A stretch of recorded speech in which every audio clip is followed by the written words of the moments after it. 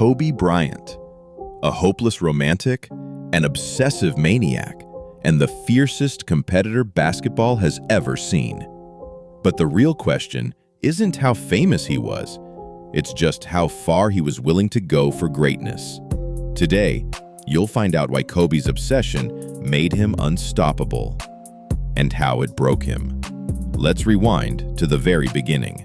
Kobe was born into basketball royalty in 1978 in the basketball-crazed city of Philadelphia. His father, Joe "Jelly Bean" Bryant, was a former NBA player living out the American dream. But when Kobe was just 6 years old, life threw its first challenge at him. His father packed up the family and moved them to Italy, chasing a second act in his professional basketball career. What seemed like a glamorous European adventure soon became a lonely, isolating experience for young Kobe. He didn't speak the language, didn't look like the kids around him, and struggled to fit in. While other kids played outside, Kobe spent endless hours in empty gyms shooting at baskets, daydreaming of NBA arenas thousands of miles away. He would watch old VHS tapes of NBA legends mimicking their moves, studying their footwork. This was the root of his obsession, not from luxury, but from solitude. Basketball became his sanctuary, his escape, and, most importantly, his identity. By the time Kobe returned to Philadelphia at age 13, the boy who had been the outcast in Italy suddenly found himself an outcast again. He didn't understand American slang, the culture felt foreign, and once again, he was the outsider. But one thing remained constant: his mastery of basketball. Kobe dominated high school competition like few had ever done before. At Lower Merion High School, he averaged over 30 points a game, led his team to their first state championship in 53 years, and collected every high school award imaginable. Naismith Player of the Year, McDonald's All-American, Parade All-American. The buzz around him wasn't just local, it was national. Then came the first of many defining moments in Kobe's life. While the basketball world expected him to go to college, maybe duke it out in the NCAA tournament, Kobe stunned everyone. He declared for the 1996 NBA draft straight out of high school, becoming only the 6th player in history to do so. Critics pounced, analysts doubted, coaches were skeptical, but one man saw something others didn't. Jerry West, the Lakers' legendary general manager. After a pre-draft workout where Kobe demolished former NBA Defensive Player of the Year Michael Cooper, West knew this kid was special. The Lakers orchestrated a draft day trade, shipping veteran Vlade Divac to Charlotte in exchange for the 13th pick, a teenager named Kobe Bean Bryant. From day one in Los Angeles, Kobe made his intentions clear. "I'm not going to get punked by anybody," he famously said during his first training camp. As a skinny 18-year-old rookie, Kobe faced towering NBA veterans without fear. His confidence bordered on arrogance, his competitiveness was unmatched, and his work ethic was already legendary. While his teammates enjoyed nightlife and fame, Kobe was in the gym, sometimes practicing until midnight.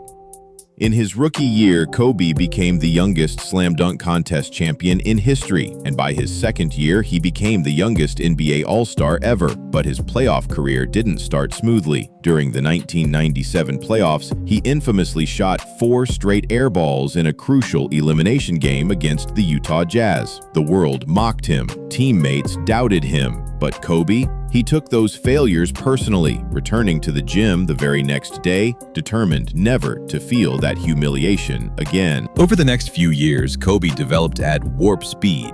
By the time Phil Jackson arrived in Los Angeles in 1999, Kobe was ready to ascend. Paired with Shaquille O'Neal, Kobe helped forge the most dominant duo of the early 2000s. They didn't always get along, far from it, but together they were unstoppable. Under Phil's guidance, with the triangle offense unlocking their strengths, the Lakers became a juggernaut. 3 straight championships from 2000 to 2002. Kobe's highlight reel grew to mythical proportions: game winners, thunderous dunks, acrobatic finishes, lockdown defense. But behind the scenes, the seeds of discord were growing. The Shaq-Kobe feud became legendary in its toxicity. Ego clashes, locker room arguments, and public jabs turned their relationship into a soap opera.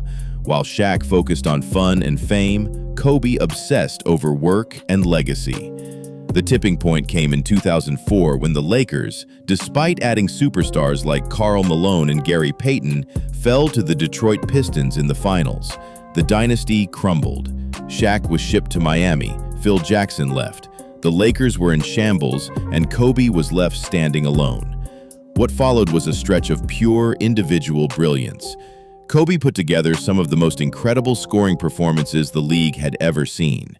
He dropped 62 points in 3 quarters against Dallas. He erupted for 81 points in a single game against the Toronto Raptors, the second highest scoring game in NBA history. He averaged over 35 points per game in a season. Scoring titles became routine. But as Kobe's individual greatness soared, team success plummeted. Critics labeled him selfish. Commentators questioned if he could win without Shaq. But Kobe was evolving. He was learning. By 2008, the Lakers made a pivotal trade, acquiring Spanish big man Pau Gasol. With a more balanced roster, Kobe transformed from gunner to leader. That year, he won his first and only regular season MVP. He led the Lakers back to the finals, but they lost to the rival Boston Celtics in 6 grueling games.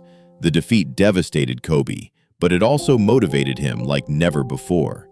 In 2009, Kobe and the Lakers returned with vengeance. They stormed through the playoffs, captured the title, and Kobe earned his first Finals MVP. In 2010, they ran it back and this time faced the Celtics in a brutal 7-game series.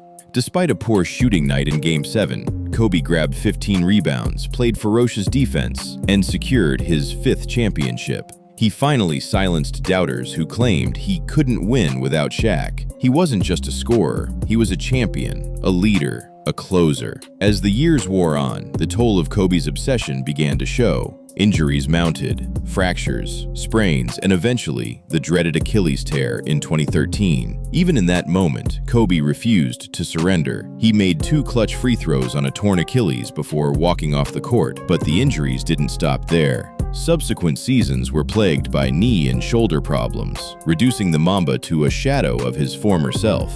Yet, even in his final years, Kobe remained a spectacle. In his farewell season, every arena he visited became a celebration of his greatness. And in his very last game against the Utah Jazz, Kobe delivered one final masterpiece: 60 points, a come-from-behind win, and a perfect Mamba ending to a storybook career. But Kobe Bryant wasn't finished when he left the court. Off the court, he reinvented himself. He won an Academy Award for his animated short film, Dear Basketball.